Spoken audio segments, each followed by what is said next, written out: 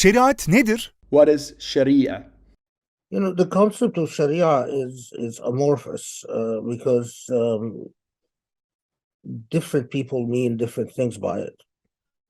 But in its basic essence and in its philosophical foundations, it is the divine law, meaning including all divine-based normativities. But the confusion that often arises from Sharia is that there are many normative obligations that philosophically, theoretically, theologically are premised upon the will of the divine. But just because the divine wants you for your own good to do X, Y, or Z, it doesn't necessarily mean that other human beings have the right to enforce these obligations on this earth. And it doesn't necessarily mean that the state has the right to enforce these same obligations. Sharia is the sum total of God's will for human beings, one of the basic premises is غرض الشريعة تحقيق مصالح العباد, to achieve the welfare of people, that Allah's will is all premised on what is good for people. But ultimately, it is who has the ultimate authority to decide whether to forgive or to punish, to reward or to not in this earth, in the hereafter. It is God, God's self. The other thing that causes considerable confusion, and especially among, I think, contemporary Muslims, is that quite often we know what God's normative obligations are, what God's will is, through dala'il, through indicators, pieces of evidence. Now, we know that the dala'il could be dala'il aqliya and dala'il naqliya. It could be textual and it could be rational. And we know that all the dala'il are premised on masalih al-ibad, what is good for human beings.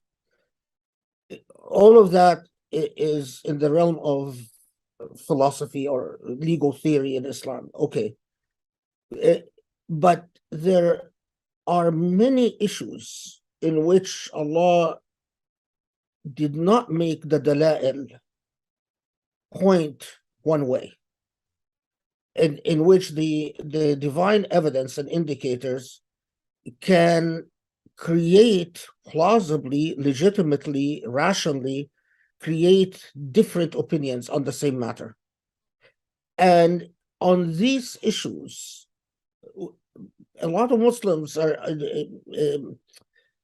struggle with the idea that on these types of issues, that in fact what Allah's will is that you search for what is good, what is hasan, what is ma'ruf, what is good, what is beautiful, not necessarily the specific conclusion, but the search for the conclusion.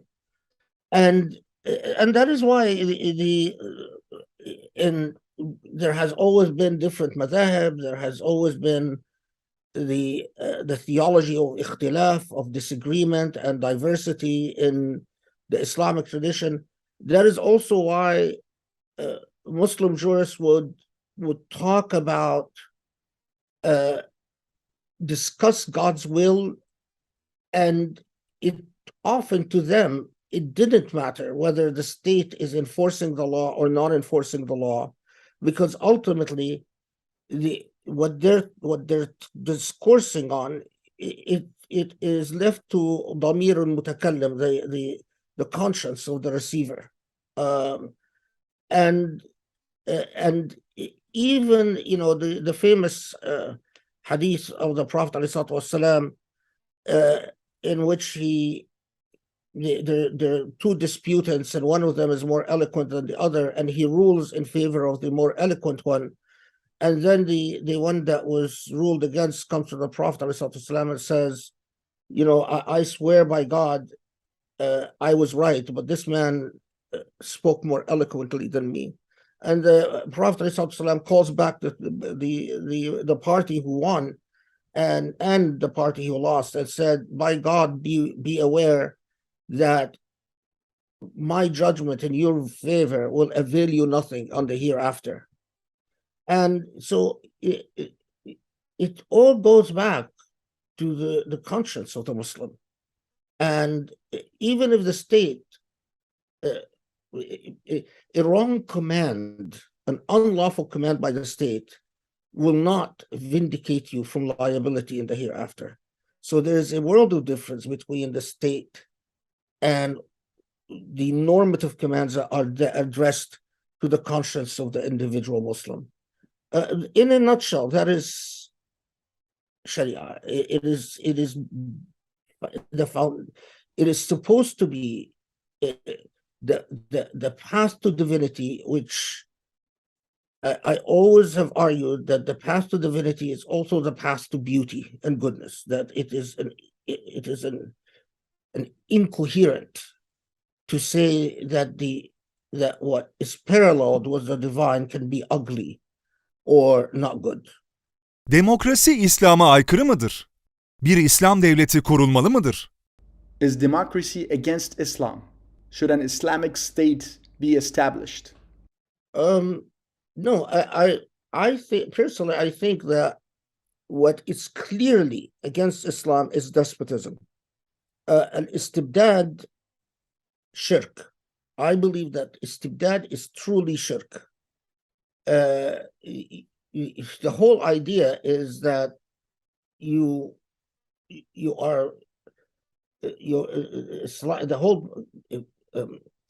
the whole excitement about the early message of Islam is that تخرج العباد من عبادة العباد لعبادة رب العباد, that you, instead of being a slave to vis-a-vis other human beings, you're a slave to God.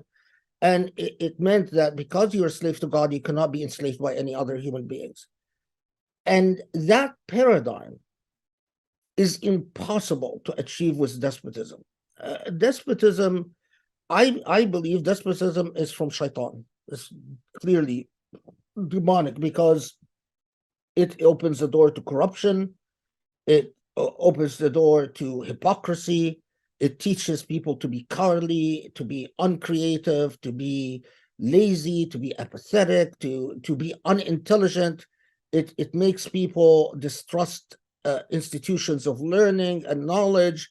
It just, the amount of social ailments that result from despotism, and especially that human consciousness develops, and the more literacy spreads among the people, the more despotism becomes lethal to them, because education allows for people to have a sense of their own individual aspirations, their own individual trajectory in life. And then despotism comes and says, it's not equal. There's a clique of people that make all the decisions, and you have to accept it. And regardless of how intelligent or how educated or how better you might be, you have to shut up and keep your mouth shut. Now, so the question that the reason I say that is that then the question is, what system can allow me to escape the demonic ailments, shaitani influences of despotism? And, I don't care what you call it, to be quite honest, democracy. The whole idea,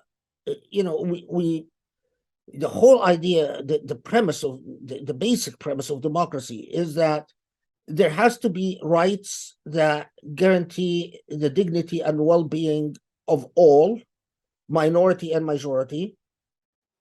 These rights has to be held against the state, so the state is not free to violate these rights.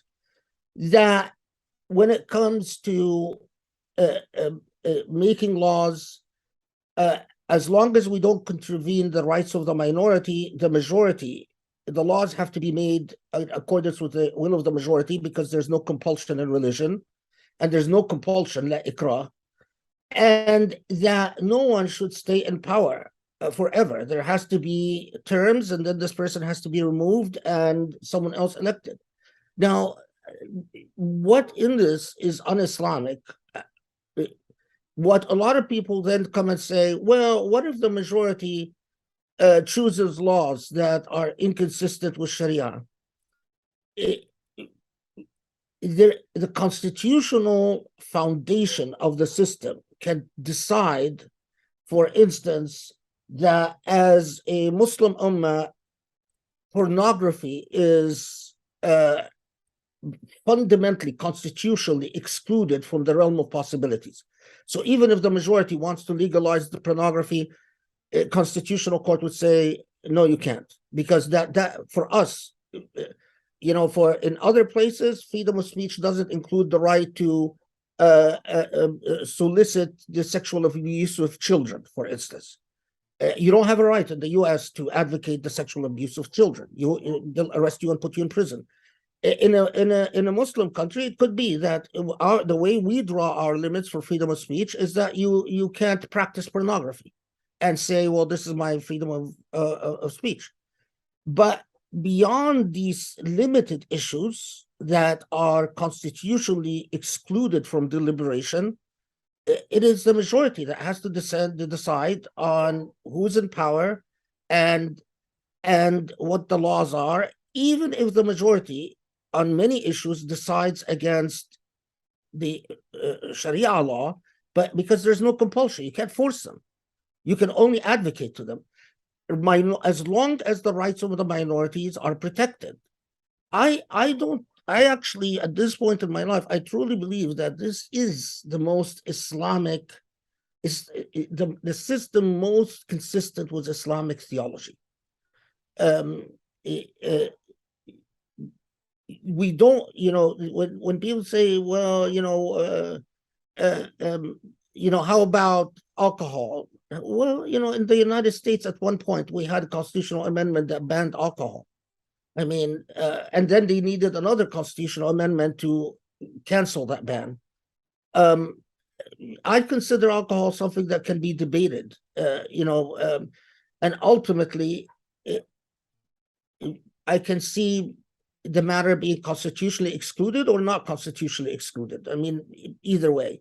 And if someone says, no, you have to give people the right to sin if they wish to sin, I respect that. I mean, people should have the right. There are things that affect the social welfare of morality, like pornography or prostitution. And on that, it's not that I deny people the right to sin. I'm saying that these are unhealthy for the collective morality of our society. They contravene where we draw the boundaries of modesty and obscenity. But we have to be wise that we only have to take things out of the realm of public deliberations.